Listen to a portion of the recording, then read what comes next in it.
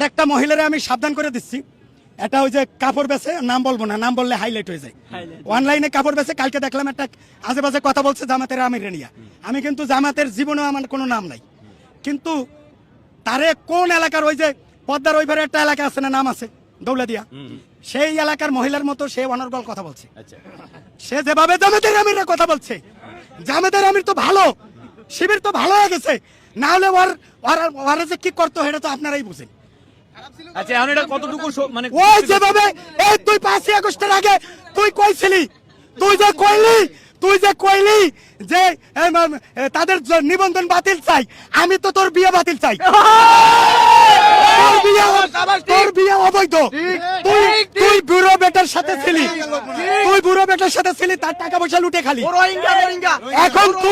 এখন তুই নিবন্ধন পাগলির ঘরে পাগলি তুই নিবন্ধন বাতিল চাইস। নিবন্ধন কি জিনিস তুই বুঝিস? একে আনতার, একে নিবন্ধন, এটা জামাতের নিবন্ধন, এটা হাসিনা বাতিল করতে নাই। আর তুই কুড়ার ডিম করতে গাইছিস, তুই ভালো হয়ে যাস, নয়তো কিন্তু তোরা ভাইরাল সিদ্দিক হিরো আলম রেজালাম আমি কইছি হিরো আলমের এফডিসি দরকার নাই।